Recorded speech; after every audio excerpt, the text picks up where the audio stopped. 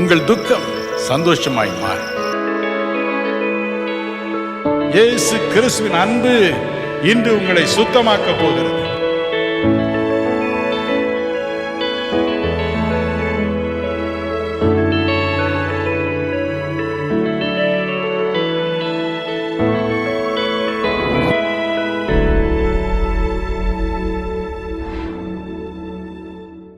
இன்று நம்முடைய தியானத்திற்கு ஆதாரமாக எடுத்துக்கொண்ட வேத பகுதி எபிரேயர் 10 அதிகாரம் 38-39.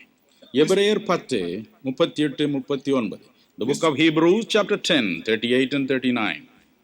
விசுவாசத்தினாலே நீதிமான் பிழைப்பான், பின் வாங்கி போனானால் அவன் மேல் என் ஆத்துமா பிரியமாயிராது என்கிறார். நாமோ கெட்டு போக பின் வாங்குகிறவர்களாய் இராமல் ஆத்துமா ஈடேற விசுவாசிக்கிறவர்களாய் இருக்கிறோம். விசுவாசத்தினாலே நீதிமான் பிழைப்பான், பின்வாங்கி போவானால் என் ஆத்துமா அவன் மேல் பிரியமாயிராது. முதல் நாள் இரவு விசுவாசத்தினாலே நீதிமான் ஜெயிப்பான் என்று பார்த்தோம். இன்று அவன் பிழைப்பான் என்று பார்க்க போகிறான். ஒரு பக்கம் பிழைக்கும்படியாக விசுவாசத்தில் நிலைத்திருப்பது, மற்றொரு பக்கம் ஜீவனை விட்டு பின்வாங்கி போவது. வேத புஸ்தகத்தை நாம் வாசித்து பார்க்கும் பொழுது இரண்டு விதமான வாழ்க்கையை நாம் பார்க்கிறோம். குறிப்பாக இரண்டு பேருடைய வாழ்க்கையை நாம் கவனித்து பார்க்கும் பொழுது அவருடைய வாழ்க்கையில் அநேக காரியங்கள் ஒருமைப்பாட்டோடு விளங்குவதை நாம் காணலாம். ஒருவனுடைய பெயர் சிம்சோன், மற்றொருவருடைய பெயர் இயேசு. சிம்சோன் இந்த பதத்திற்கு பொருள் சூரியனை போன்றவன். என் அருள்நாதர் இயேசுவிற்கு அந்த பெயருக்கு பொருள் இரட்சகர் என்பதாம். எனினும் சங்கீதம் 84:11, மல்கியா 4:2, மத்தேயு 17:2 இவைகள் என்ன சொல்கின்றன? வெளிப்படுத்தின விசேஷம் 1:16 இவைகள் என்ன சொல்கின்றன? ஆண்டவராகிய இயேசுவின் முகமும் சூரியனை போன்றது, சூரியனை போன்ற பிரகாசத்தை உடையது என்று. சிம்சோன் சூரியனை போன்றவன், இயேசுவின் முகமும் சூரியனை போன்றது.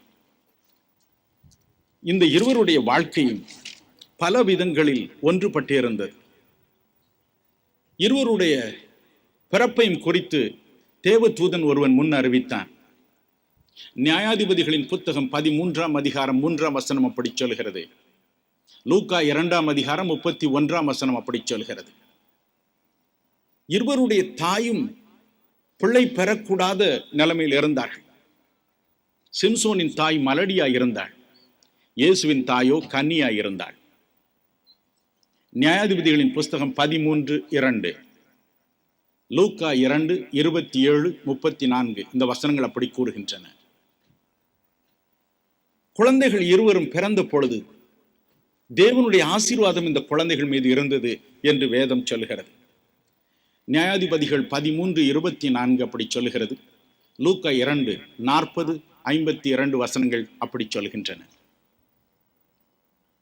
சிம்சோனை பரிசுத்த ஆவியானவர், கர்த்தருடைய ஆவியானவர் ஏவத் தொடங்கினார் என்று நியாயாதிபதிகள் 13:25 கூறுகிறது. அது போலவே அருள்நாதர் இயேசுவின் மீது பரிசுத்த ஆவியானவர் இறங்கினார், அவரை எல்லா பக்கம் வழிநடத்த தொடங்கினார் என்று லூக்கா 3:21-22 4 அதிகாரம் 1 சொல்கிறது. இருவரையும் தேவன் வல்லமையாக பயன்படுத்தினார், பலத்த காரியங்களை அவர்கள் மூலம் நடப்பித்தார் என்று நியாயாதிபதிகள் 15:20, லூக்கா 24:19 கூறுகின்றன. மட்டுமல்ல, இருவரும் பரிசுத்தமான ஒரு வாழ்க்கைக்கு அழைக்கப்பட்டிருந்தார்கள், அல்லது நசரேய விரதம் என்ற விரதத்திற்கு அழைக்கப்பட்டிருந்தார்கள் என்று நாம் பார்க்கிறோம். நியாயாதிபதிகள் 13:5, மத்தேயு 2:23 இந்த வசனங்கள் அப்படி கூறுகின்றன. அவருடைய வாழ்க்கையில் அநேக ஒற்றுமை.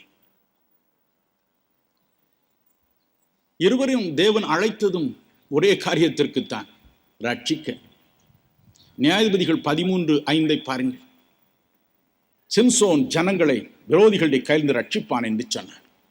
என் அருள்நாதர் இயேசுவுக்கு மத்தேயு 1:21 இயேசு என்று பெயரிட்டதன் காரணம் அவர் ஜனங்களை ரட்சிக்கிறவர் என்பதற்காக.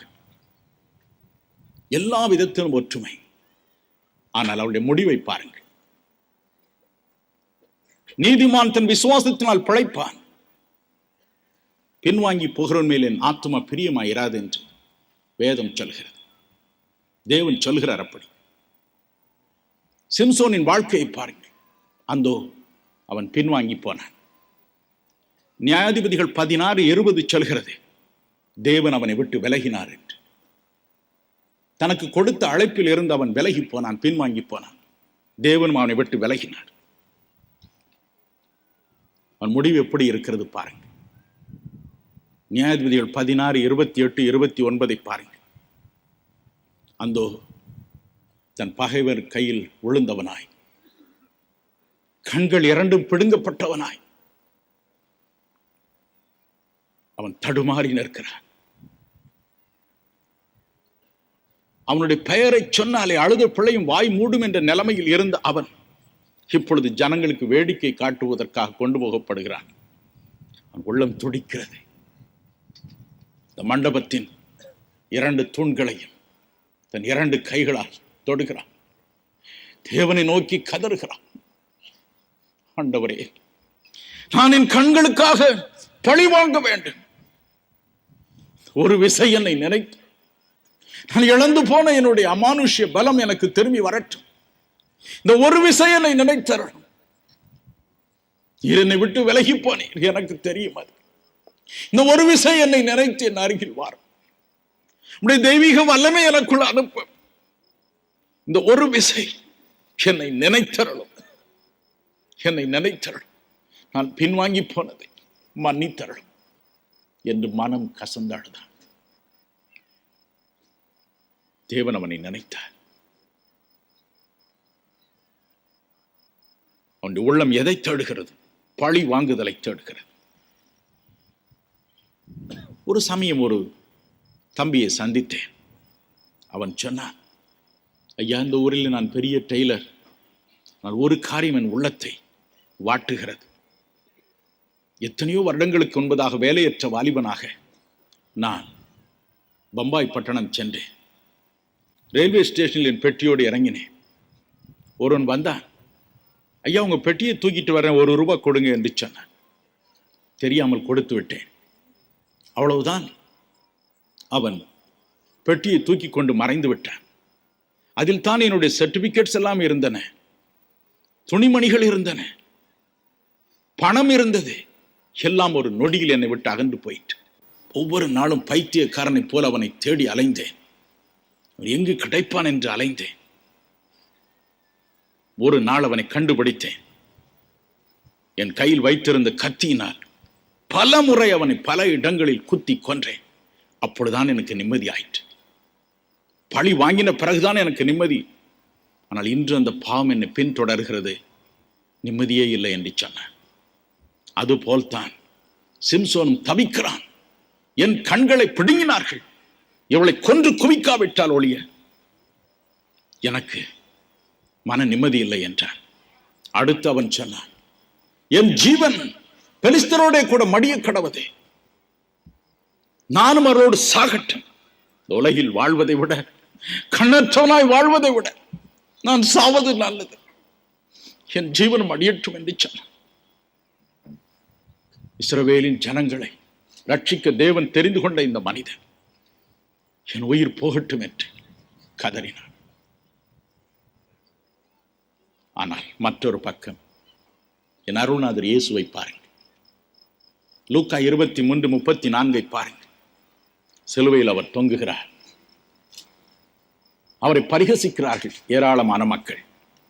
எனினும் மனம் உடைந்தவராய் என்ன சொன்னார்?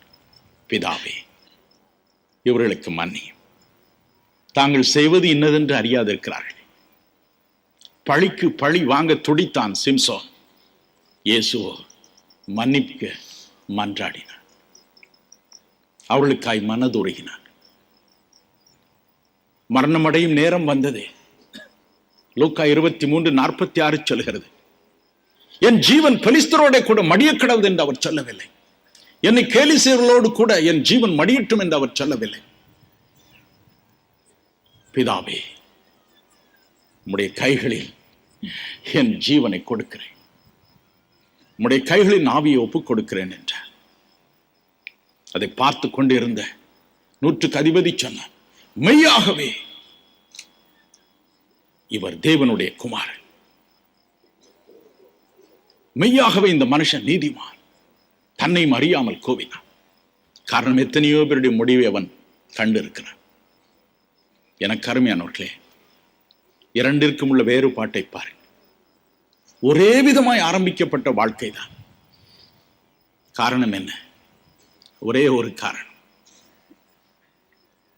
சிம்சோன் தான் அழைக்கப்பட்ட அழைப்பை மறந்து போனான். லக்கற்ற வாழ்க்கை. பியரி கெசண்டி என்ற பிரான்ஸ் தேசத்தின் தத்துவ ஞானி இப்படி சொன்னார், ஐயோ, எனக்கு ஒன்று விளங்கவில்லை. எதற்காக உலகிற்கு வந்தேன்? எதற்காக உலகில் பிறந்தேன்? எதற்காக நான் இந்த உலகில் வாழ்ந்தேன்? இப்பொழுது நான் எங்கு செல்ல போகிறேன்? என் முடிவு என்ன? எனக்கு தெரியவில்லை. சாகும் தருவாயில் அப்படி புலம்பினார். அப்படித்தான் சிம்சோன் ஓடிக்கொண்டிருந்தார், அழைப்பை மறந்து. ஆனால் அருள்நாதர் இயேசுவோ எபிரேயர் 10:7-9 வசனங்களில் சொன்னார், பிதாவே, உம்முடைய திருவுள சித்தத்தை செய்ய நான் இறங்கி வருகிறேன். யோவான் 8:29 சொன்னார், நான் எப்பொழுதும் என் பிதாவுக்கு பிரியமானவைகளை செய்கிறபடினால் அவர் என்னை தனியே இருக்க விடவே இல்லை என்றார். அவருடைய வாழ்க்கை இனிமையான ஒரு வாழ்க்கை. ஆகவேதான் வேதம் சொல்கிறது, விசுவாசத்தினால் நீதிமான் பிழைப்பான். இயேசுவுக்கு ஒரு நாள் சிலர் வந்து சொன்னார்கள், இந்த இடத்தை விட்டு சீக்கிரம் போய்விடும், ஏரோது உம்மை கொலை செய்ய வகை தேடுகிறான். லூக்கா 13:32 இயேசு என்ன சொன்னார்? நான் இன்றைக்கும் நாளைக்கும் பிசாசுகளை துரத்தி நோயினால் வாடுபவர்களை சுகமாக்கி 3வது நாளில் தான் நிறைவடைவேன். எருசலேமுக்கு புறம்பே ஒரு தீர்க்கதரிசி அடிவதில்லை. இந்த 3 நாளைக்கு முன்பதாக ஏரோதினால் என்னை தொட முடியாது என்று அவனுக்கு சொல்லுங்கள், அந்த நரிக்கு சொல்லுங்கள் என்று சொல்லி அனுப்பினான். அவன் நரி பாவத்தை செய்து பாவத்தில் வாழ்ந்து குழியில் ஒளிந்து ஆண்டவருடைய கண்களுக்கு மறைந்து வாழும் ஒரு நரி அவன். He need not tell me what I should do. He need not threaten me. He cannot threaten me.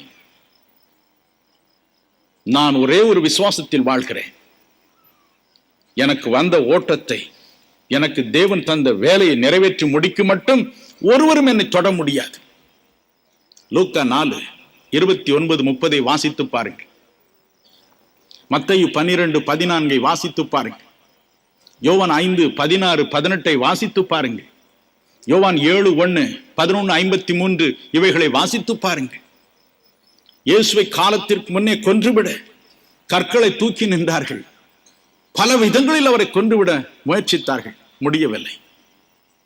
காரணம், இயேசு சொன்னார், என் வேலை இன்னும் வரவில்லை, என் ஊழியம் இன்னும் முற்று பெறவில்லை, நான் இன்னும் பேய்களை துரத்த வேண்டும், நோயாளிகளை சுகமாக்க வேண்டும், என் காலம் இன்னும் வரவில்லை என்று சொன்னார். ஆனால் காலம் வந்த பொழுது யோவான் 17:2 சொன்னார், என் வேளை வந்தது. 4ஆம் வசனத்தில் சொன்னார், பிதாவே, நீர் எனக்கு செய்யும்படி நியமித்த வேலையை செய்து முடித்தேன், ஆகவே நான் சிலுவைக்கு போகும் வேளை வந்தது என்று சொன்னார். உங்கள் இருதயம் கலங்காதிருப்பதாக. தொல்லைகள் வரும், பிரச்சனைகள் வரும், எதிர்ப்புகள் வரும், பொறாமையினால் வஞ்சகர்கள் செய்யும் சூது உங்களை தீண்டும். ஆனாலும் அருள்நாதர் உங்களுக்கென்று குறித்து வைத்திருக்கிற அந்த நாள் வரும் வரைக்கும் உங்களை கொண்டு என்னென்ன காரியங்களை சாதிக்க வேண்டும் என்று அவர் விரும்புகிறாரோ அந்த காரியங்களை சாதித்து முடிக்க மட்டும் ஒரு நாள் முன்பதாக கூட உங்கள் உயிர் போவதில்லை என்பதை திட்டமாய் அறிந்து கொள்ளுங்கள். சங்கீதம் 31:15 சொல்கிறது, தேவனே, என் காலங்கள் உம்முடைய கரத்தில் இருக்கிறது. என் காலங்கள் உம்முடைய கரத்தில் இருக்கிறது. இயேசு விசுவாசித்தார். என்னுடைய ஊழியம் நிறைவேறி முடிக்க மட்டும் ஒரு பிசாசும் என்னை தொட முடியாது, ஒரு மனிதனுடைய கல்லும் என்னை மேல் விழுந்து என்னை கொண்டுவிட முடியாது என்று சொன்னார். ஆகவே தான் சிலுவையில் அவர் தொங்கும் பொழுது மத்தேயு 27:43 சொல்கிறது போல அவரை பரிகசித்தவர்கள் என்ன சொன்னார்கள்? அவன் தேவனுடைய குமாரன் என்று சொல்லி தேவன் மீது நம்பிக்கையா இருந்தானே, ஒருவரும் என்னை கொல்ல முடியாது என்று சொன்னானே, என் நாட்கள் நிறைவு பெறும் முன்பதாக, என் ஊழியம் நிறைவு பெறும் முன்பதாக ஏறோது கூட என்னை தொட முடியாது என்று சொன்னானே. ஆம், அப்படித்தான். அந்த நாள் நிறைவேறி முடியும் வரைக்கும் வரை தொட முடியவில்லை. நீதிமான் தன் விசுவாசத்தினால் பிழைப்பான். ஆபக்குக் 2:4, ரோமர் 1:17 இவைகள் கூட நமக்கு அப்படி சொல்கின்றன. நீதிமான் தன் விசுவாசத்தினால் பிழைப்பான். நீங்கள் பிழைத்தே ஆக வேண்டும். இயேசுனுடைய முழு ஓட்டத்தை அவர் ஓடி முடிக்கும் வரைக்கும் அவரை தொட முடியவில்லை. அவரை பின் தொடர்ந்து போன பக்தனாகிய பவுலும் அப்படித்தான் சொன்னார். 2 தீமோத்தேயு 4:7 ஓட்டத்தை முடித்தேன், நல்ல போராட்டத்தை போராடினேன், விசுவாசத்தை காத்துக்கொண்டேன். ஓட்டத்தை முடித்தேன். தொல்லைகள் வந்தன, உபத்திரங்கள் வந்தன, ஆனாலும் நான் என் ஓட்டத்தை முடிக்கும் வரை அவைகள் பேசாமல் இருந்தன என்று சொன்னார். உங்களுக்கும் அப்படித்தான். நோய்கள் வரலாம், உன் நாட்கள் முடிவடைந்து விட்டது என்று வைத்தியர்கள் சொல்லலாம். நோய்களுடைய அறிகுறிகள் உங்களை கலங்க வைக்கலாம். ஆனால் கிறிஸ்துவுக்கு உங்கள் வாழ்க்கையை நீங்கள் ஒப்புக் கொடுத்திருப்பது உண்மையானால், எனக்கு அருமையானவர்களே, உங்கள் ஓட்டத்தை ஓடி முடிப்பீர்கள். விசுவாசத்தினால் நீதிமான் பிழைப்பான். இயேசுவே நமக்கு முன்மாதிரி. அவர் சொன்னார், அந்த நரிக்கு சொல்லுங்கள், இன்னும் 3 நாள் நான் ஊழியம் செய்ய வேண்டும். அது முடித்த பிறகுதான் இயேசு சொன்னார், பிதாவே, வேளை வந்தது, வேளை வந்தது, உம்மிடத்திலே வரும் வேளை வந்தது, இதோ வருகிறேன் என்று சொன்னார். மனம் கலங்காதீங்க. பட்டயம் பஞ்சம் வந்தாலும் அதிகமான பாடு நோவு மிகும் தாளும் மட்டில்லா வறுமை பட்டாலும் மனுஷரெல்லாம் கைவிட்டாலும் நெஞ்சே நீ கலங்காதே. சீயோன் மலையும் ரட்சகனை மறவாதே. நான் என் செய்வேன் என்று நெஞ்சே நீ கலங்காதே. கள்ளனென்று பீடித்தாலும் இலங்கு போட்டி காவலில் வைத்தடித்தாலும்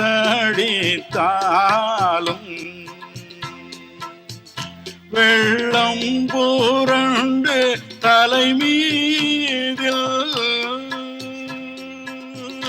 சிறியாலை மோதினாலும் நெஞ்சே நீ கலங்காதே. சீயோன் மலையும் ரட்சகனை மறவாதே. நான் என் செய்வேன் என்று நெஞ்சே நீ கலங்காதே. வீணை மேல் வீணை வந்தாலும் பெண்ஜாதி பிள்ளை மித்துரு சத்ருவானாலும் மனையோடு கொள்ளை போனாலும் வானம் இடிந்து வீழ்ந்தாலும் நெஞ்சே நீ கலங்காதே. சீயோன் மலையில் ரட்சகனை மாறவாதே.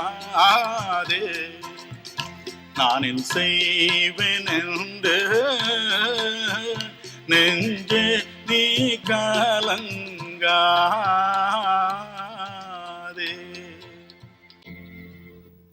We are not going to die even one day earlier than which has been appointed to us. No devil can kill us. No disease can drag us to the pit even 1 minute earlier than which is appointed by God if you are a child of God. அதற்குத்தான் நாம் இயேசுவை உன் உள்ளத்தில் ஏற்றுக்கொண்டு இத்தனை கூச்சல் போடுகிறோம், இவ்வளவு போராட்டம். அவர் நம்முடைய உள்ளத்தில் இருந்தார். வேதம் சொல்கிறது, உபாகம் 30:20 படி, அவரே உன் ஜீவன், அவரே உன் நித்திய ஜீவன். He is your life. He is your long life. நீதிமான் விசுவாசத்தினால் பிழைப்பான். ஐயா, எனக்கு அவர் கொடுத்த நாளை அவருக்கென்று நான் செலவிடப் போகிறேன். செலவு செய்து முடிக்க மட்டும் ஒன்றும் என்னை தொடுவதில்லை என்ற விசுவாசம் நம்மை கரை சேர்க்கும். போகட்டும். இயேசு சொன்னார், நீர் எனக்கு நியமித்த கிரியையை செய்து முடித்தேன். என்னென்ன கிரியைகளை செய்ய அவர் வந்தார்? ரோமர் 11:26 சொல்கிறது, சியோனில் இருந்து மீட்பர் வருவார் என்று. அவர் மீட்க வந்தார். அதற்குத்தான் இயேசு வந்தார். ஏசாயா 49:26 வாசித்து பாருங்க. ஏசாயா 60:16 வாசித்து பாருங்க. அவர் நம் மீட்பர், அவர் நம் இரட்சகர். ஆகவேதான் மத்தேயு 1:21 சொல்கிறது, அவர் நம்மை ரட்சிக்க வந்தார். அவர் தமது ஜனங்களின் பாவங்களை நீக்கி அவர்களை ரட்சிக்க வந்தார். இயேசு ரட்சகராக வந்தார், மீட்பராக வந்தார். வேதம் சொல்லுகிறது 1 தெசலோனிக்கேயர் 5:23-24, ஒவ்வொரு மனிதனுக்கும் ஆவி, ஆத்துமா, சரீரம் என்று 3 பகுதிகள் உண்டு. அல்லது ஆன்மா, மனம், சரீரம் என்று 3 பகுதிகள் உண்டு. மூன்றிலும் அவனுக்கு மீட்பு அவசியமாயிருக்கிறது. ஆகவேதான் அருள்நாதர் இந்த 3 விதத்திலும் நமக்கு மீட்பை தர உலகில் இறங்கி வந்தார்.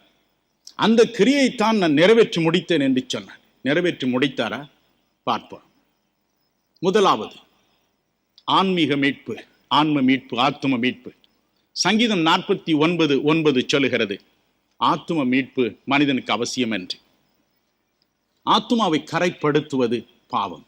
சற்று முன்பு நான் சொன்னது போல, அந்த வாலிபன் கத்தியினால் குத்தி அவனை கொன்ற பொழுது பழி வாங்கிவிட்டோம் என்ற பெருமிதம், நிறைவு அவனுக்கு உள்ளத்தில் வந்தது. ஆனால் எண்ணாகம் 32:23 சொல்லுகிறது போல, நீதிமொழிகள் 5:22, 13:21 சொல்லுகிறது போல, அந்த பாவம் அவனை பின் தொடர்ந்தது, மன நிம்மதியை குலைத்தது. அவன் சிறைப்பட்டவனாய் வாழ்கிறான். வெளியில் நல்ல டெய்லர், நல்ல பிரசித்தி பெற்ற டெய்லர், உள்ளத்திலோ பாவத்தை பற்றி எண்ணம் வாட்டுகிறது. நேற்று இரவு ஏறக்குறைய 33 பேர் சாட்சி கொடுத்தார். சிறுமிகள், இளம் வாலிப பெண்கள் மட்டும் என்னை பார்த்து முழங்கால் நின்று அழுதனர். இந்த பிள்ளைகள் சொன்னார்கள், ஐயா, எங்க அப்பா ரொம்ப குடிக்கிறாரு, தினமும் எங்களை போட்டு அடிக்கிறார், அவர் மனசு மாறுவதற்கு ஜெபம் பண்ண. குடி அவனை சிறைப்படுத்தி வைத்திருக்கிறது. எப்படியாவது மனம் மாற ஜெபம் பண்ணுங்க. ஒரு சமயம் நான் ஒரு வைத்தியசாலைக்கு சென்றிருந்தேன். பிரசித்தி பெற்ற ஒரு டாக்டரிடம் சில காரியங்களை என் நண்பர் ஒருவருக்கு உதவிக்காக கேட்டேன். எல்லாவற்றையும் இன்பமாய் செய்து முடித்தார். நான் வருகிறேன் என்று சொன்னேன். ஒரு ஓட்டமாய் ஓடி கதவை மூடிவிட்டார். அவர் சொன்னார், ஐயா, என்ன மறந்துட்டு போறீங்களே என்று முழங்கால் படியிட்டார். எனக்கு திக்கென்றது. ஐயா, உங்களுக்கு நான் என்ன செய்ய வேண்டும்? அவர் சொன்னார், ஐயா, I am a drug addict. ராத்திரியும் பகலும் ஊசி போட்டால்தான் என்னால் இருக்க முடியும். கஞ்சாவை, மயக்க மருந்தை செலுத்திக் கொண்டே வாழ்கிறேன். வாழ்க்கை நரகமா இருக்கிறது. என் வாழ்க்கையை எப்படியாவது மாற ஜெபம் பண்ணு. எத்தனையோ பேருடைய உடலுக்கு ஆரோக்கியம் கொண்டு வரும் இந்த வைத்தியர் சிறையில் வாழ்கிறார். அவருக்கு மீட்பு வேண்டும் அல்லவா? இயேசு இதற்காகவே இறங்கி வந்தார். வேதம் சொல்கிறது, எபேசியர் 1:7, கொலோசியர் 1:14, இயேசு கிறிஸ்துவுக்குள் அவருடைய இரத்தத்தினாலே பாவ மன்னிப்பாகிய மீட்பு உண்டாயிருக்கிறது. அவருடைய குமாரனாய் இயேசு கிறிஸ்துவின் ரத்தம் சகல பாவங்களை நீக்கி நம்மை சுத்திகரிக்கும் என்று 1 யோவான் 1:7 சொல்கிறது. இதை நிறைவேற்றவே இயேசு வந்தார். ஆம் பிரியமானவர்களே, this is something unique. ஒப்பற்ற ஒரு காரியம், ஒப்பற்ற ஒரு காரியம். ஊசி போட்டு நோயை குணமாக்கி விடலாம், மனிதனுடைய சுபாவத்தை மாற்ற முடியுமா? என் தாய் எப்பொழுதும் சொல்வார்கள், டேய், நாய் வாலுக்கு மட்டை வச்சு கட்டினா நிற்குமாடா என்று. அது திரும்பியும் வளைஞ்சிக்கிட்டு தான் போகும். அதுதான் நம்முடைய சுபாவம். ஆனால் அதை மாற்றவே இயேசு வந்தார். 2 கொரிந்தியர் 5:17 வாசித்து பாருங்கள். ஒருவன் கிறிஸ்துவுக்குள் இருந்தால் அவன் புதிய சிருஷ்டியா இருக்கிறான். 11:2:55 அன்று வாழ்க்கை கசந்தது. தண்டவாளத்தை நோக்கி ஓடினேன். வேலையில்லா திண்டாட்டம், பசி, வறுமை, பட்டினி, மனதில் நிம்மதி இல்லை என்ற சூழ்நிலை, படிப்பில் தோல்வி, சரீரத்தில் பிணி, சாவதே நல்லதென்று ஓடினேன். என் பெற்றோருக்கு ஒரே பையன் நான். வாழ்க்கை கசந்தது. வழியில் என் சித்தப்பா என்னை சந்தித்தார். சிலுவையில் இயேசு சம்பாதித்த ரட்சிப்பை பற்றி சொன்னார். திரும்பி வந்தேன். முழங்கால் நின்று கதறினேன்.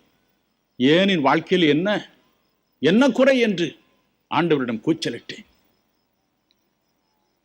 இயேசு மனம் இறங்கினார். என் வாழ்க்கையை காண்பித்தார். 4 மணி நேரம் நான் செய்த பாவங்களை காண்பித்தார், குற்றங்களை காண்பித்தார். மனம் கசந்தாழுதேன். இறுதியில், ஆண்டவரே, என்னை உம்முடைய இரத்தத்தினால் கழுவும் என்று கதறி அழுதேன். ஒரு புதிய இருதயத்தை தந்தார். பாவமே செய்திராதது போன்ற ஒரு உணர்ச்சியை தந்தார். வாழ்க்கை மாறியது. எனக்கு அருமையானவர்களே, இதுதான் இயேசு தரும் மீட்பு.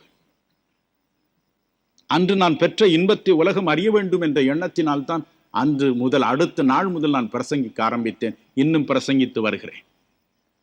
நேற்று இந்த ஊரில் தனவந்தர் ஒருவர் என்னை பார்க்க வந்தார். அவர் சொன்னார், உங்களுக்கு வயது 50க்கு மேல் இருக்குமே? ஆம் என்றேன். இந்த வயதிலாம் நீங்கள் இப்படி உழைக்கிறீர்கள்? You are working too much. ஆம், இரவும் பகலும் உழைக்கிறேன். என்னை விட என் மகன் கூடுதல் உழைக்கிறான். என் மனைவி அதற்கு மேலாய் உழைக்கிறாள்.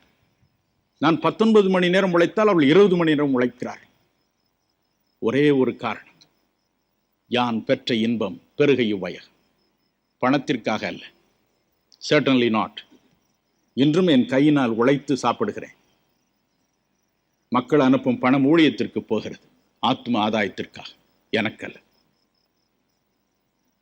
எனக்கு அருமையானவர்களே, ஆத்ம மீட்பு இன்றியமையாதது. அதற்காகவே இயேசு வந்தார். எப்படி தம் இரத்தத்தினால் நம்மை மீட்டார். ஆகவேதான் பக்தன் சொன்னான், நீயுனக்கு சொந்தமல்லவே, மீட்க பட்ட பாவி நீயுனக்கு சொந்தமல்லவே, நீயுனக்கு சொந்தம் அல்லவே, நீமலன் கிறிஸ்து நாதர்க்கு சொந்தம், நீயுனக்கு சொந்தம் அல்லவே. சிலுவை மரத்தில் தொங்கி மரித்தாரே, ரத்தம் ரத்தம் திருவிழாவில் படியுது பார்.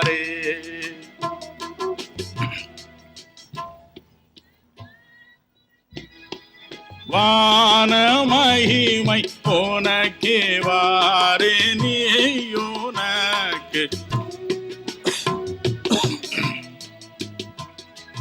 மீட்கப்பட்ட பாவி நீயுனக்கு சொந்தமல்லவே.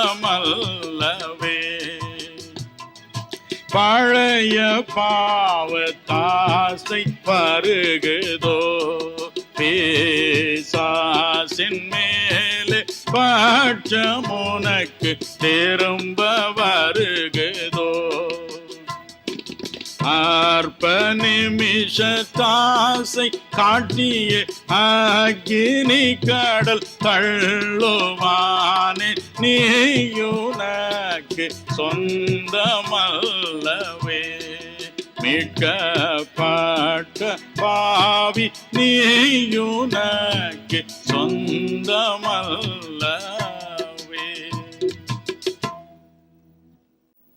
அவர் தம்முடைய இரத்தத்தினால் நம்மை கழுவுகிறார், விலைக்கு வாங்கிக் கொள்கிறார். இந்த மீட்பை தரவே சியோனில் இருந்து மீட்பராக அவர் வந்தார். அடுத்து சங்கீதம் 25:22 சொல்கிறது, எல்லா இக்கட்டுகளிலிருந்தும் மீட்பை தர அவர் வந்தார் என்று. இந்த உலகம் இக்கட்டு நிறைந்த ஒரு உலகம், துன்பமும் துயரும் நிறைந்த ஒரு உலகம். நான் பேங்கில் வேலை செய்து கொண்டிருந்த பொழுது ஒரு நாள் பக்கத்து டிபார்ட்மெண்டில் வேலை செய்து கொண்டிருந்த ஒரு பெண்ணனை பார்க்க வந்தாள். அவள் முகம் எப்பொழுதும் சோகமாகவே இருக்கும். நான் அவளிடம் கேட்டேன், நீ ஏன் இப்படி சோகமாயிருக்கிறாய்? உன் கணவன் எங்கு வேலை செய்கிறான் என்று கேட்டேன். அவள் கண்ணீரோடு சொன்னாள், என் கணவன் ஒரு ஆக்சிடென்ட்டில் இறந்து போனான் சார். அப்படியானால் உன் தகப்பனாரோடு இருக்கிறாயா என்று கேட்டேன். என் கணவன் இறந்து ஆக்சிடென்ட்டில் மரித்து போனார் என்ற செய்தி தகப்பனார் காதில் எட்டியவுடன் இருதய நோய் வந்தது. ஒரே மாதத்திற்குள் அவரும் போய்விட்டார். இப்பொழுது யாரோடு இருக்கிறாய்? என் தாயோடு இருக்கிறேன். என் தாயும் படுத்த படுக்கை. எனக்கு ஒரு சகோதரி உண்டு. அவளுடைய புருஷன் கல்யாணம் கட்டினதுதான். எங்கேயோ இருக்கிறான், என்னமோ செய்கிறான், எப்பொழுதோ வருவான். ஒவ்வொரு நாளும் 3 பேரும் ஒரு முகத்தை ஒரு பார்த்து அழுது கொண்டிருப்போம். அதுதான் எங்கள் வாழ்க்கை என்றார்.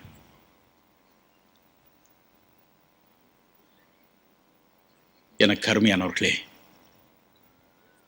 ஆகவே தான் வேதம் சொல்கிறது, ஏசாயா 53:2, 3, 4 ஆண்டவராகிய இயேசு கிறிஸ்து பாடு அனுபவித்தவரும் துக்கம் நிறைந்தவருமாயிருந்தார். He was a man of sorrows, acquainted with grief. அவர் தாமே நம்முடைய பாடுகளை ஏற்றுக்கொண்டு நம்முடைய துக்கங்களை சுமந்தார். நம்முடைய வேதனைகளை அவர் சுமந்தார். மனுஷகுமாரனுக்கு தலை சாய்க்க இடமில்லை என்றார். இன்றும் நாம் அவரை நோக்கி கூப்பிடும் பொழுது, ஐயோ எனக்கு மன நிம்மதியே இல்லை என்று கூப்பிடும் பொழுது அவர் இறங்கி வருகிறார். ஏதோ ஒரு வழியை திறக்கிறார். இன்றைக்கும் அப்படி செய்வார். 1986 வருஷம் டிசம்பர் 13, 14 தேதிகளில் நான் நாகர்கோயில் பட்டணத்திற்கு போயிருந்தேன். புதிதாக கட்டப்பட்ட ஒரு தென்னிந்திய திருச்சபையின் ஆலயத்தை திறந்து வைப்பதற்காக. அப்பொழுது 2 நாள் மாலையில் இவ்விதமான கூட்டங்களை ஒழுங்குபடுத்தி இருந்தார்கள். ஒரு நாள் மாலையில் இயேசு சொன்னார், இன்று இரவு பண கஷ்டத்தில் வாடும் மக்களுடைய கஷ்டங்களை தீர்க்க விரும்புகிறேன் என்று. எனக்கு அருமையானவர்களே, நமக்கு ஒரு செத்து போன கடவுள் இல்லை. Certainly not. ஒரு அற்புதம் செய்யக்கூடாத வல்லமையற்ற ஒரு கடவுளை கும்பிட வேண்டுமா? அதற்கு ஒரு மனிதனை கும்பிட்டாலும் பயனுண்டு. ஒரு தேசத்தின் பிரதம மந்திரியை கும்பிட்டாலும் பயனுண்டு. அப்படிப்பட்ட ஒரு கடவுளை பிரசங்கம் வேறு பண்ண வேண்டுமா? I will never do that. I will never serve such a God. நான் ஏன் நாஸ்திகனாய் வாழ்ந்தேன்? நான் கண்டதெல்லாம் வெறும் பிரசங்க கடவுள் தான். அற்புதங்களை செய்யும் ஒரு கடவுளை யாரும் எனக்கு காண்பிக்கவில்லை. ஆகவே தற்கொலைக்கு நேராக ஓடினேன். கடவுள் இல்லை என்று சாதித்தேன். வேத புஸ்தகத்தை வாசித்து பார்த்தேன். எந்த பக்கம் பார்த்தாலும் அற்புதம், எந்த பக்கம் பார்த்தாலும் அற்புதம். கெத்செமனே தோட்டத்தில் இயேசுவை கண்ணோக்கி பார்த்தேன். அந்தோ வேதம் சொல்கிறது, லூக்கா 22:40 முதல் 44 வரை உள்ள வசனங்களில் மிகுந்த வியாகுலத்தோட அவர் ஜெபம் செய்தார் என்று. கெத்செமனே என்பதற்கு பொருள் எண்ணெய் ஆட்டும் செக்கு. எண்ணெய் ஆட்டும் செக்கு என்பதுதான் கெத்செமனே என்ற பதத்தின் பொருள். அருள்நாதர் இயேசு செக்கில் ஒலிவ விதையை போட்டு மக்கள் ஆட்டினது போலவே ஆட்டப்பட்டார். பூமியில் அக்கினி போட வந்தேன், ஆனால் அதற்கு முன்பு நான் எவ்வளவோ நெருக்கப்படுகிறேன் என்று கதறினான். ஏன்? ஏசாயா 63:9 சொல்கிறது, மக்களுடைய எல்லா நெருக்கத்திலும் அவரும் நெருக்கப்பட்டார். உங்கள் நெருக்கத்தை அவர் அன்று அனுபவித்தார், தவித்தார். லூக்கா 12:49-50 சொல்கிறது போல நெருக்கப்பட்டார். ஒவ்வொரு மனிதனுடைய பாடுகளும், ஒவ்வொரு மனிதனுடைய துக்கங்களும் அவர் மேல் வந்து விழுந்தது. அவரால் அதை தாங்கிக் கொள்ள முடியவில்லை. மிகுந்த வியாகுலத்தோட ஜெபம் செய்தார். பிதாவே, உமக்கு சித்தமானால் இந்த பாத்திரம் என்னை விட்டு எடுபடும்படி செய்யும். ஒவ்வொரு மனிதனுடைய துயரத்தையும் என்னால் தாங்க முடியவில்லை. ஒவ்வொரு மனிதனுடைய பாடுகளையும் என்னால் சுமக்க முடியவில்லை. தடுமாறுகிறேன். உமக்கு சித்தமானால் இந்த பாத்திரம் என்னை விட்டு நீங்கும்படி செய்யும். கதறி அழுதார். அவருடைய வேர்வை இரத்தத்தின் பெரும் துளிகளாய் கீழே விழுந்தது. அவ்வளவு வேதனை அவருக்கு. அவர் தாமே நம்முடைய பாடுகளை ஏற்றுக்கொண்டு நம்முடைய நோய்களை சுமந்தார். இந்த பெண் சொன்னதை பாருங்க. ஐயோ, என் மருமகன் இறந்து விட்டானா என்று கேள்விப்பட்டார். அவ்வளவுதான். அவருடைய தகப்பனாரின் இருதயம் வேலை செய்யாமல் நின்று விட்டது.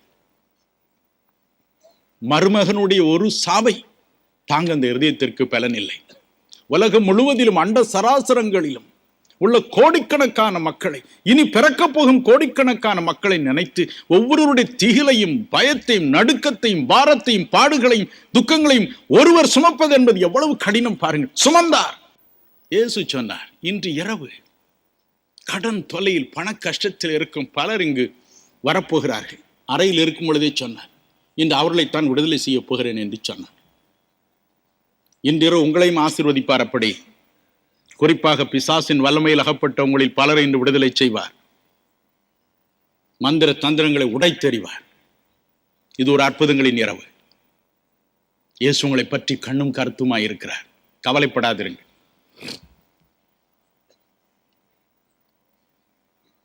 பிரசங்கம் முடிந்தது, ஜெப நேரம் வந்தது. இயேசு வந்தார். நான் அவரிடம் சொல்லி இருக்கிறேன், நீர் வந்து என்னோடு இருந்தால் பிரசங்கம் செய்வேன், இல்லையானால் பிரசங்கம் பண்ண மாட்டேன். இது எனக்கும் அவருக்கும் உள்ள ஒரு உடன்பாடு. அவர் வந்தா போவேன், இல்லைன்னா வரமாட்டேன். 1 மணி நேர பிரசங்கமா அல்லது 15 நிமிஷம் பிரசங்கமா, 4 மணி நேரம் முழங்கால நின்னாதான் எனக்கு ஒரு பிரசங்கம் ஓடும். உங்களோடு கூட இந்த 5 நாட்கள் பிரசங்கிக்க 4 நாள் சாப்பிடாம கண்ணீரோடு இருந்து ஜெபம் பண்ணி ஒரு செய்தியை வாங்கி கொண்டு நாங்கள் வருகிறோம். காரணங்கள் முட்டாள்கள். இயேசு பேசினால்தான் அதில் ஆசீர்வாதம். மனிதன் பேசுவதனால் என்ன உண்டாகும்? மனக்கசப்பு உண்டாகும். எல்லாரையும் திட்டி, அந்த உபதேசம் சரியில்லை, அந்த பிரசங்கியார் சரியில்லை, அவர் சரியில்லை, இதுதான் மனிதனுடைய பிரசங்கம், பயனற்றது. இயேசு சொன்னார், இன்று இரவு அவருடைய பண கஷ்டத்தை தீர்க்க விரும்புகிறேன். ஜெப நேரம் வந்தது. இயேசு எனக்கு சொன்னார், அங்கே சரோஜா என்ற ஒரு பெண் இருக்கிறாள், அவளை கூப்பிடு, அவளுடைய கஷ்டத்தை தீர்க்க விரும்புகிறேன் என்றார். ஆகவே தான் ஒவ்வொரு இரவும் நான் பெயர்களை சொல்லி கூப்பிடுகிறேன். நான் கூப்பிடுவதல்ல, இயேசு சொல்லும் பெயரை கூப்பிடுகிறேன். நேற்று இரவு யசோதா என்ற அம்மாள் சொன்ன சாட்சியை கேட்டீர். முதல் இரவு வந்தேன், எனக்கு இதெல்லாம் புதுசு, எங்கேயோ இருந்தேன். ஐயா கூப்பிட்டாரு, யசோதா. யார் யசோதா? அங்க வான்னு கூப்பிட்டாரு. என் குடும்பத்தின் கதையை சொன்னாரு. எனக்கு ஒரே பயமாய் போச்சு. அப்படியே ஓடி போயிட்டேன். இன்னைக்கு தான் வந்தேன் என்று நேற்று சொன்னார். இயேசு உங்களை அறிந்திருக்கிறவங்க ஒவ்வொருடைய பெயரும் அவருக்கு தெரியும். பிரசங்கி 6:10 சொல்லுகிறது, நீங்கள் பிறக்கும் முன்பதாகவே உங்கள் பெயரை அவர் அறிந்திருக்கிறார். அவர்தான் இன்று பேசுகிறார், அவர்தான் உங்களை கூப்பிடுகிறார். நான் கூப்பிடுவதனால் என்ன பயன்? என் ரூமுக்கு உங்களை கூட்டிட்டு போய் அந்த படத்துல இருக்கிற பழத்தை வேணா காமிப்பேன், அவ்வளவுதான் பிரயோஜனம். உங்களுக்கும் பிரயோஜனம் இல்லை, எனக்கும் பிரயோஜனம் இல்லை. அப்படியே ஒரு பெண் எழுந்து வந்தாள், கதறி கதறி அழுதாள். என் புருஷனும் இங்கு வந்திருக்கிறார் என்று சொன்னான். அவரையும் கூப்பிடு என்றேன். இருவரும் சொன்ன கதை தெரியுமா? ஐயா, எங்களுக்கு வேலையே இல்லை. 9 மாசம் சாராய கடையில் வேலை செய்தேன். சாராய கடையும் மூடிட்டாங்க, அந்த வேலையும் போச்சு. இருந்த பணம் எல்லாம் போச்சு, ஊரெல்லாம் கடன். பிள்ளைகளோட இந்த 4 நாள் பட்டினியா கிடக்கிறோம். 4 நாள் பட்டினி. இன்னைக்கு காலையில நீங்க ஒரு கோயில் திறந்தீங்களே, அந்த பக்கமா நான் போய்கிட்டு இருந்தேன். நீங்க கோயிலை திறக்கிறதெல்லாம் பார்த்தேன். நான் எனக்கு தான் ஒரு வேலையும் இல்லையே, கொஞ்சம் கேட்கலாம் நின்னேன். நீ கடைசியில் பேசும் பொழுது என் உள்ளமெல்லாம் உருகி போயிட்டு, இப்படி ஒரு கடவுள் இருக்காரா, இப்படி என் கண்ணீரை துடைக்க ஒரு கடவுள் இருக்காரான்னு கேட்டேன். வீட்டுக்கு ஓட்டமா ஓடி போனேன். என் மனைவிட்ட சொன்னேன், சரோஜா, இப்படி ஒரு கடவுளை பற்றி ஒருத்தர் சொன்னார், வா நம்ம 2 பேரும் போய் பார்க்கல. காசு இல்லையேன்னு சொன்னான். இவ்வளோ கடன் வாங்கிட்டேன், கடைசி நாள ஒரு நாள் கடன் வாங்கிட்டு போவோம். ஒரு ஆள்கிட்ட போய் கடன் கேட்டேன். அவர் 2 மடங்கு காசு, போயிட்டு வாப்பா, இந்த காசை வச்சுக்கோ, நீ அப்புறம் மெதுவா கூடு என்று சொன்னார். கடன் வாங்கிட்டு வந்து சேர்ந்தோம் 2 பேரும். ஐயா, என் மனைவி பேரை சொல்லி கூப்பிட்டீங்களே, சரோஜான்னு எப்படி உங்களுக்கு தெரியும்? மனம் கசந்து அழுதார்கள். கூட்டங்களை முடித்தேன். ஏரோட்ரோமுக்கு போனேன். பிளேனுக்காக திருவனந்தபுரம் போனேன். அங்கே வழி அனுப்ப சில நண்பர்கள் வந்திருந்தார்கள். அவர்களில் ஒருவர் சொன்னார், ஐயா, அடுத்த நாளே அந்த ஆளுக்கு 500 ரூபாய் மாத சம்பளம் உள்ள வேலை ஒன்று கிடைத்து விட்டது, நான் தான் ஏற்பாடு செய்தேன் என்று சொன்னார். எத்தனை பரவசம்! அவர் உயிரோடு இருக்கிறார். நம்முடைய பாடுகளை, அன்றாட பாடுகளை, ஒவ்வொரு நாளும் வரும் துக்கங்களை நமக்காக சகித்தவர், நமக்கு மீட்பு உண்டாக்க சகித்தவர் உயிரோடு இருக்கிறார். உங்கள் இருதயம் கலங்காதிருப்பதாக. துன்ப பெருக்கிலே சோர்ந்திடாதே, அன்பர் அறியாமல் வந்திடாதே. துன்ப பெருக்கிலே சோர்ந்திடாதே, அன்பர் அறியாமல் வந்திடாதே. கண் விழி போல் நான் காத்திடுவேன் என்றனரே. கண் விழி போல் நான் காத்திடுவேன் என்றனரே. முச்செடி போல பார்த்திடுமே, மோசம் அடையாய் நீ மூற்றிலுமே. முச்செடி போல பார்த்திடுமே, மோசம் அடையாய் நீ மூற்றிலுமே. ஏங்கிடாதே நீ நேசரதில் தோன்றுவாரே. ஏங்கிடாதே நீ நேசரதில் தோன்றுவாரே. சுற்றிலும் சத்துரு சூழ்ந்திடினும் வியாகுலம் என்னை நெருக்கிடினும்.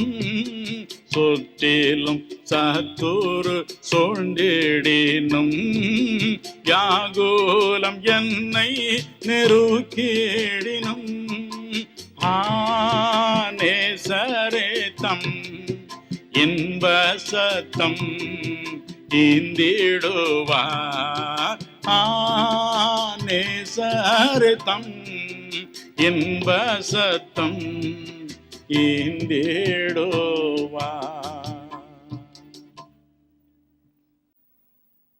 எல்லா இக்கட்டுகளுக்கும் நீக்கி நம்மை மீட்க அவர் வந்தார். ஆகவேதான் கெத்செமனே தோட்டத்தில் புலம்பி அழுதார். ஐயோ, என்னால் சகிக்க முடியவில்லையே, இந்த பாத்திரம் என்னை விட்டு நீங்கும்படி செய்யும் என்று கதறி அழுதார். அடுத்து ரோமர் 8:23 சொல்கிறது, சரீர மீட்பு. இந்த உலகில் இருக்கும் மட்டும் நம்முடைய சரீரத்தில் பாடுகள் உண்டு பிரியமானவர்களே.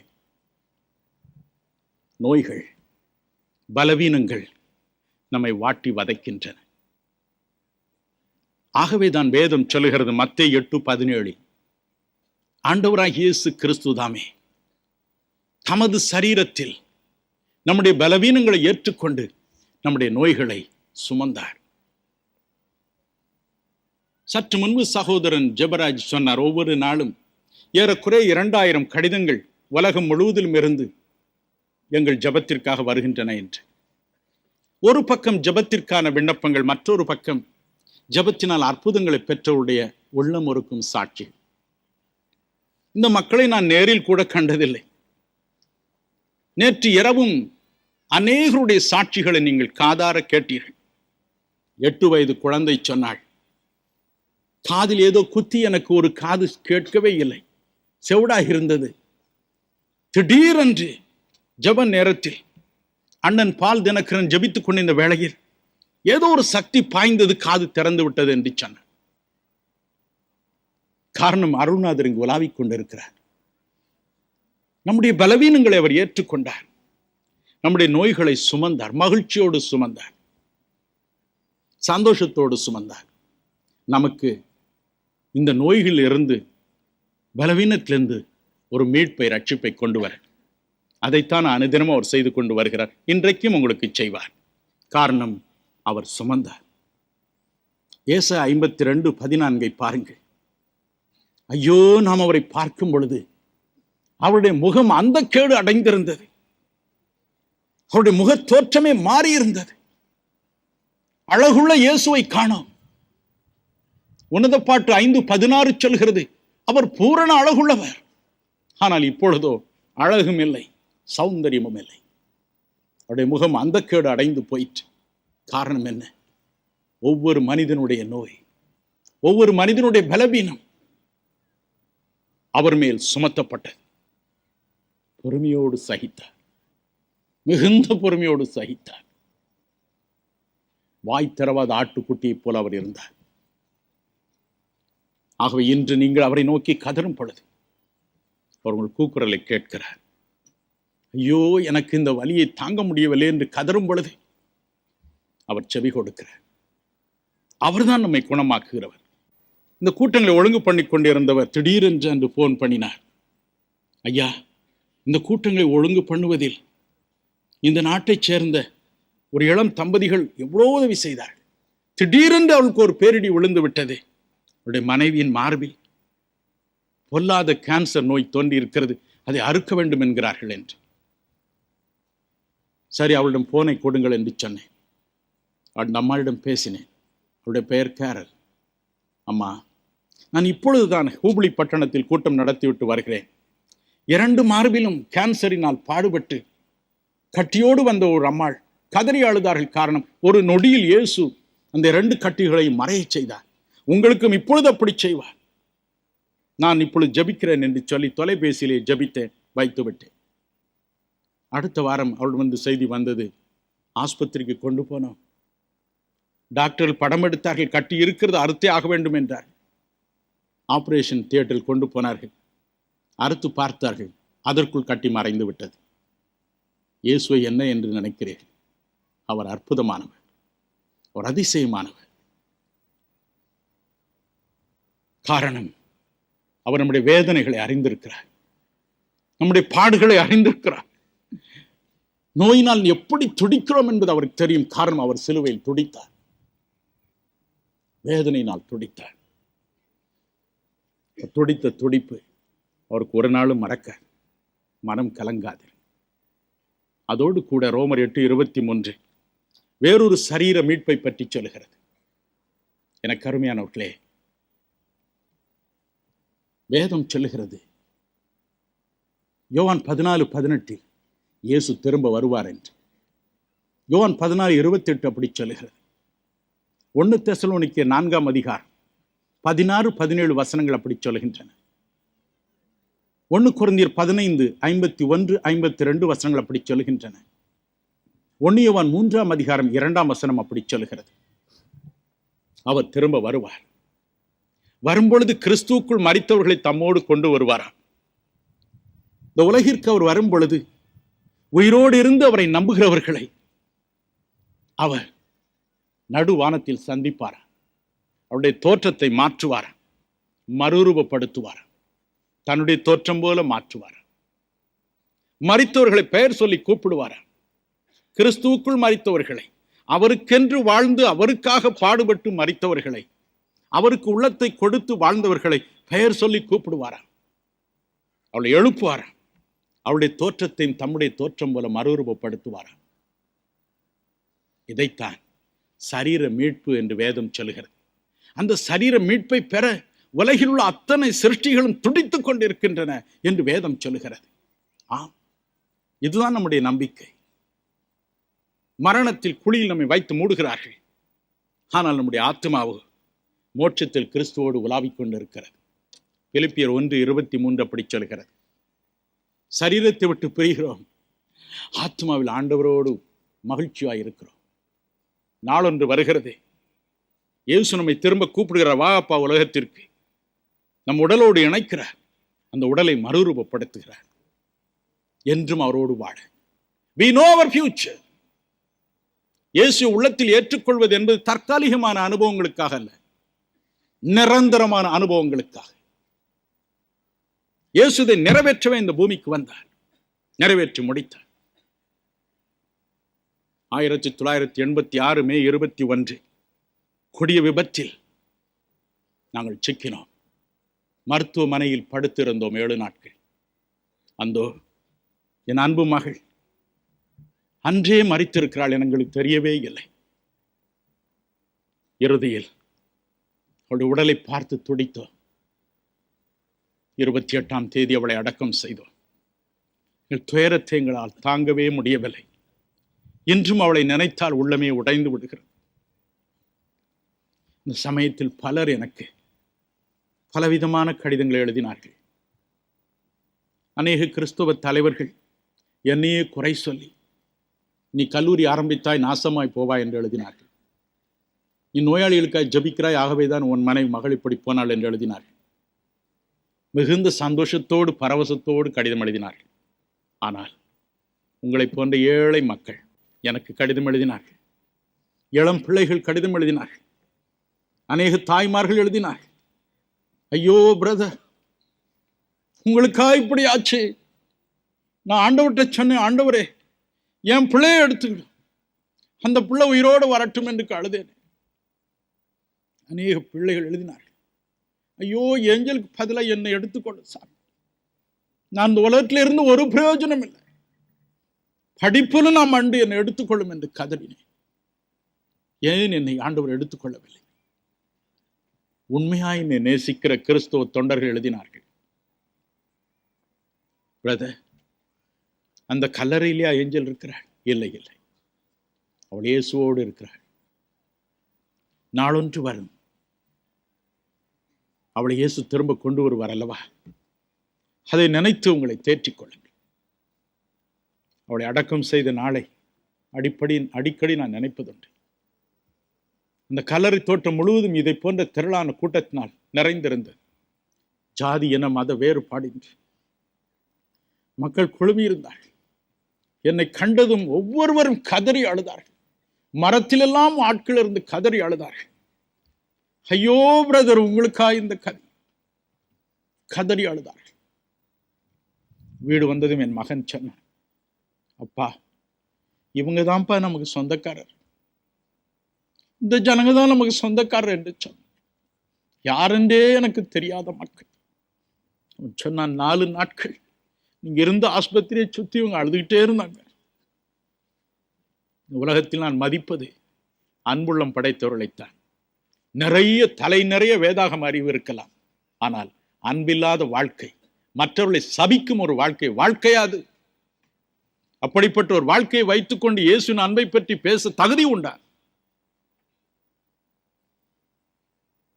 கண்ணெதிரே மகளை இழந்து துடிக்கும் ஒருவனுக்கு ஆறுதல் சொல்ல மனமற்று மலை உச்சியில் இருக்கும் மலைவாசிகளுக்கு நற்செய்தி அறிவிக்க போகிறேன் என்று சொல்லும் வார்த்தைகளை நம்ப முடியுமா? Is it possible? கேவலமான ஒரு வாழ்க்கை, நாம் வெட்கப்பட வேண்டிய ஒரு வாழ்க்கை. ஆனாலும் இந்த அன்பு வார்த்தைகளை நினைத்து நான் தேற்றிக் கொள்வேன். அதுதான் நம்முடைய நம்பிக்கை. நாளொன்று வரும், இயேசு திரும்ப வருவார், நம்மை பெயர் சொல்லி அழைப்பார். எழுந்திரு, கல்லறையிலிருந்து எழுந்திரு, கல்லறையிலிருந்து எழுந்திரு, நான் உன்னை அழைக்க வந்தேன் என்பார். 1 யோவான் 3:2 சொல்கிறது போல மாய தோற்றத்தை இயேசு மாற்றிடுவார். நம்மை போல நம்மையும் மாற்றுவார். பிரியமானவர்களே, அதுதான் நம்முடைய நம்பிக்கை. இதை செய்யவே இயேசு இறங்கி வந்தார். ஆத்மாவில் மீட்பு, இடுக்கண்களில் மீட்பு, சரீர மீட்பு, இந்த மூன்றையும் கொடுக்கவே இயேசு வந்தார். ஆகவே தான் இயேசு சொன்னார், பிதாவை பார்த்து சொன்னார். யோவான் 19:28 முதல் 30 வரை உள்ள வசனங்களில், முடிந்தது, முடிந்தது, நீர் சொன்ன கிரியைகளை நிறைவேற்றி முடிந்தது, எல்லாவற்றையும் செய்து முடித்தேன், சரீர மீட்புக்கான காரியங்களை செய்து முடித்தேன், இடுக்கண்களில் இருந்து மக்களுக்கு விடுதலை கொடுத்திருக்கிறேன். அவருடைய சரீரத்திற்கான காரியங்கள் இந்த உலகிலும் சரி, இனி வரும் நாட்களிலும் சரி, இறப்பிற்கு பிறகும் சரி, தேவையானவைகளை நான் மீட்புக்கானவர்களை கொடுத்திருக்கிறேன், செய்து முடித்தேன். இயேசு சொன்னார் யோவான் 10:18, என் ஆடுகளுக்காக என் ஜீவனை கொடுக்கிறேன், அதை கொடுக்கவும் எனக்கு அதிகாரம் உண்டு, திரும்ப எடுக்கவும் எனக்கு அதிகாரம் உண்டு. அதை கொடுக்கவும் எனக்கு அதிகாரம் உண்டு, திரும்ப எடுக்கவும் எனக்கு அதிகாரம் உண்டு. நீதிமான் தன் விசுவாசத்தினால் பிழைப்பான். ஆகவே தான் இயேசு கல்லறைக்குள் 3 நாள் வைக்கப்பட்டார், வேத வாக்கியங்களின்படி வைக்கப்பட்டார், 3வது நாள் உயிரோடு எழுந்தார். ஹல்லேலூயா, ஹல்லேலூயா. விசுவாசத்தினால் நீதிமான் பிழைப்பான். இயேசு சொன்னார். ஏரோது, இன்றைக்கும் நாளைக்கும் நான் நோய்களை குணமாக்கி பிசாசுகளை துரத்தி 3வது நாள் நிறைவடைவேன் என்று சொன்னார். அதுதான் அவருடைய விசுவாசம். இதற்குத்தான் தேவன் என்னை அனுப்பினார், செய்து முடிப்பேன், அதுவரை ஒருவனும் என்னை தொட முடியாது என்றார். அதே விதமாகவே நான் திரும்பவும் எழுந்திருப்பேன் என்று தன் சீடர்களுக்கு சொன்னார். உயிரோடு எழுந்தார், உயிரோடு எழுந்தார். பிரியமானவர்களே, இன்று நம்மோடு இருப்பது உயிரோடு எழுந்த இயேசு. ஆம், இன்றிரவு உயிரோடு இருக்கும் ஒரு ஆண்டவர் என்பதாக நாம் நின்று கொண்டு இருக்கிறோம். ஆண்டவரே, நானும் இந்த உலகத்திலே உயிரோடு வாழ வேண்டும் அப்பா. பாவத்திலிருந்து எனக்கு மீட்பு அவசியமாக இருக்கிறது சுவாமி. குடியிலிருந்து என் தகப்பனார் விடுதலை பெற வேண்டும் அப்பா. இன்று நாம் கதறி அழுவோம். ஆண்டவரே, என்னை மீட்டு விடும், என் குடும்பத்தை மீட்டு விடும். நானும் என் வீட்டாருமோ என்றால் கர்த்தரையே சேவிப்போம் என்று யோசுவா சொன்னது போல என் குடும்பம் ஆசீர் பெற வேண்டும் என்று நாம் கண்ணீரோடு ஜெபிப்போம். கர்த்தர் மனம் இறங்குவார்.